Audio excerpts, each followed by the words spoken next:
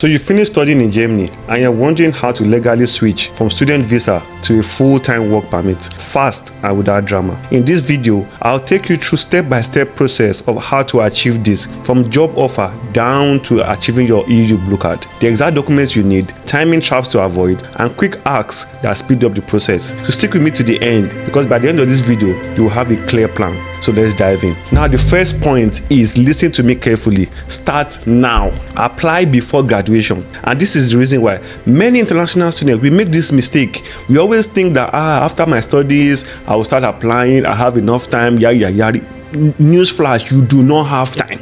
If there's one thing that you don't have in Germany, it's time. As a foreigner, you have to think out of the box. I've said this many times in my video. You cannot compare yourself to an European. You cannot compare yourself to a German. You cannot even try that. That's recipe for disaster. But like I said, you cannot compare yourself to a German or an European, because you guys are not playing on the same league. That's the honest truth. Especially when it comes to job hunting in Germany, there's a hierarchy. I've told you guys many times. Germans first, then Europeans, then others. Unfortunately, we fall in the category of others. That's the honest truth. So, and you are competing with these guys for the same role, so you cannot think like them. They have the luxury of applying after their studies. We don't.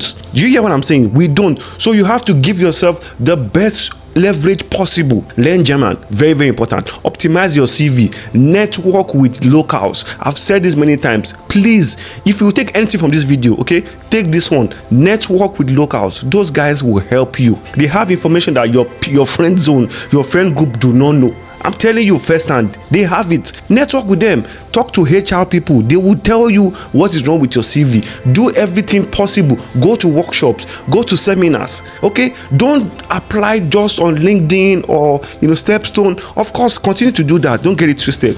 But do everything in your power to give yourself the best shot. You are the one that is looking for something. Okay? You cannot think like a local. You cannot think like an European. You have to think like your life depends on it. Which it does, to be honest. But you get what I'm trying to say here. Do everything in your power, okay, to give yourself a shot. Also, if you have someone that's an insider, talk to the person. Get inside the company by any means possible. Okay, get inside the company. If you're a working student, you're already one step into the company. Network, start networking with people inside the company. The reason is because most jobs are advertised within the company before they post it outside. If they can't find anyone that will take that role inside the company, that's when you see the job on Stepstone or all those Indeed or all those places. But if they find someone internally, the role is already fixed, it's already taken. So if you're already a working student in the company, just make sure that you talk to HR. Which job opportunity is there for me? Talk to a supervisor. I'm about to round up my thesis. Is there an opportunity to change my contract to full-time? He or she will tell you, yes, we need someone. And if not, you can tell him, can you recommend me to, this department? I saw that there's an opening there. Can you recommend me? Of course, if you did a good job when you were a working student, he or she will write you a recommendation. You might be surprised. It might even be the friend of the person. The person will tell you, this person looking for a job. Can you help the person? They will help you. I'm telling you, because you already have experience in a company. If you're not a working student and then you are, maybe you are outside, you are still looking, please look for someone that is working in a company. It doesn't matter the role. Just look for somebody and get inside. Once you are in, then you can switch. Because trust me, there are always going to be openings here, and they are going to prioritize people inside over outside. There's a rule in every company in Germany. They prioritize internally over externally. So, like I said, give yourself the best shot possible to get a job. And of course, you can do all this, and then you might still not get the job. Because, like I said, in Germany, be ready for a lot of rejections. It's going to happen. There's going to be a lot of lidars. Unfortunately, yes, you can do all this, like I said, and you still not get a job. So this is not the next point. Now, don't panic. The next thing you need to do is you need to go and apply for a job seeking visa, which is 18 months. Now in Germany, once you are done with your studies, automatically you are entitled to get an 18-month visa to seek for a job. So what you do is you need to take your document to your Ausländer Behörde in your city, or they call them foreigners office. Take your documents there. So what they will ask from you typically is your international passport, your proof that you've done with studies. You need a block account or SL, something that will prove that you can take care of yourself, your current address, You need all the usual documents that you need. You take it to your home office and tell them that you want to switch your visa. So they will switch your visa for you. I think you will pay like 90 euros or something, and then they will change your visa from student visa to job seeking visa. Now the only problem is this visa is limited. It's automatic, you will get it as a student, don't worry about it, but it's limited to that 18 months. If you don't get a job within 18 months, the problem now is either you switch back to a student, you have to look for another school that's willing to give you admission, then you can switch back to your student visa while you are looking for a job, or you can go back home. You get what I'm saying? Or you can go somewhere else. But after that 18 months, they will not extend beyond that 18 months for you, so you have to change your visa completely. So this is the only limiting factor to this visa, and of course it's going to be, there's a lot of stress because 18 months is like this. You get what I'm saying? Now let's now get to the juicy part. Let's now say you do everything that I told you to do in point number 1, and then you get a job.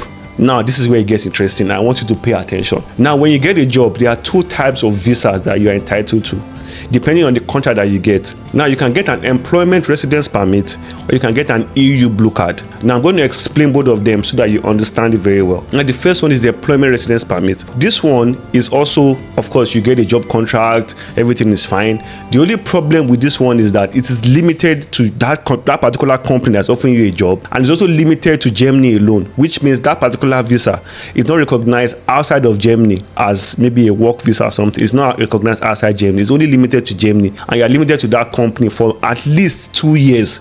So which means for the next 2 years you are stuck to that company. You cannot change your job. Of course, in rare cases it happens, but generally your work permits and your visa is tied to that company for at least 2 years. You get what I'm saying? And it's only limited to Germany. So that's the difference. And this happens when your job contract, the salary they're offering you, is less than 48,300 for a normal, working person. If you're earning less than 48,300, you get an employment residence permit. You don't meet the threshold to get an EU blue card. Or there are some cases where there's some there's some skills that are very rare in Germany, like some IT skills or some medical line, that they brought down the threshold to like 44,000 euros, like 43,759. That's the actual figure. So if you earn that amount and then maybe your job contract or your job falls within the category of skills that are very, very rare in Germany, then of course you can have that exception. But generally it's 48,300. That's the requirement for you to apply for EU blue card. So if the salary is not up to 48,300, like I said, you are still entitled to a job visa, okay? But it's just not going to be the EU blue card. So that's for that. Now let's talk about the EU blue card. Now the EU blue card, if you earn 48,300, now you are entitled to an EU blue card. Now for the EU blue card, the visa is recognized outside of Germany, but it's limited to European Union. So let's say you get a job in Spain, for example. You don't need a new visa or you can just take that one you have from Germany and just go to Spain or Belgium, or as long as with France, but as long as it's within the European Union. You get what I'm saying? That visa covers you. You don't need to apply for anything new, and it's very flexible because you're not tied to that company. You get what I'm saying? This is why negotiation is very, very important. So don't just say yes to every contract that you are being given. Make sure that you negotiate and you understand what your particular job role is paying. Okay, understand. You can ask your home office or ask your friends or people that are working in that company, how much do you pay? Do they pay? They might not tell you the actual figure, but they might give you a range so that you know what you are getting yourself into when you are going to negotiate. You get what I'm saying? Because companies, especially when they know that you are desperate, they might want to lowball you a little bit. So you have to come prepared. Okay, it's not incumbent on the company to pay you what you deserve. You have to be the one to demand for what you deserve, but you have to understand what the market is actually charging for that particular role, so that you know what you are coming in. You're coming equipped. You get what I'm saying? So don't play with negotiation. It's very, very important. Okay, so now once you get your EU blue card, of course it's also good because it's also give you a faster route to permanent residency or citizenship is compared to the employment one. That one is longer, but for this one is faster. Within 21 months, as long as you can demonstrate that you have B1, you are already eligible to apply for permanent residency. And also when you want to bring in your family, maybe your spouse, they don't really stress you if you are showing them an EU blue card. It's easier to bring your family compared to if you are holding an employment residence permit, because then you need to now start showing your documents, start showing extra things. Okay, you show us proof of income, all these kind of things. But when you are showing them an EU blue card, they automatically know that, okay, for you to get this EU blue card, that means you are paid handsomely. You get what I'm saying? So that's just the difference between both. Okay, but regardless of whichever one you are holding, you are still eligible to stay in Germany and work. Okay, but just understand the difference so that you can know what you are negotiating for. So when you have your job contract, the next thing you need to do is you need to go and now change your visa to one of these, and the document that they will ask from you is, of course, the job contract. At least most times all this kind of contract is always unbefristed or unlimited, unless your contract says that it's limited to a particular period. Then of course you state in the contract that you have to take it there too. So your job contract, of course, your proof of address, your proof of health insurance, your CV, your university degree. Of course, your company has to give you a declaration form, which you will also attach to the documents that they will ask from you, and then you send all these things to the home office. Now, if your passport is about to expire, I will advise that before you do this, make sure that you have enough years on your passport, because most times the card will cover the number of years on your international passport. Okay, so it's not like it's automatic that it's just going to be till that kingdom come. No, it's going to be limited to how many years you have on your passport. So if you have 1 year left on your passport, the card will only cover you for 1 year. But of course, you can always go back to extend it once you get a new international passport. But just to save yourself that headache, it's better that you just get your passport ready before you apply for this, so that if your passport is carrying 5 years, they give you 5 years. Unless your job contract is limited to a particular period, then the card will be limited to when that contract ends. Do you understand what I'm saying? So most times try to push for an unlimited contract. That way you know that, okay, your mind is at rest, you don't need to worry about anything. Do you get what I'm saying? So these are the steps that you need to follow. Okay, and speaking of steps, if you want to come to Germany and you need help on someone that will guide you, if you want to come here to come and look for a job, maybe opportunity card, you need someone that will help you through the process, or you want to come here to study, I need someone that will help you to pick the right city, the right school, the right course. Because many people make this mistake. They come here and they think they can wing it, and then they come here and then they struggle, or they don't understand the documents that you need to do, or how early you need to apply. All these things are what I will cover during my consultation period. Many of you make a mistake. You come and you think it's for free.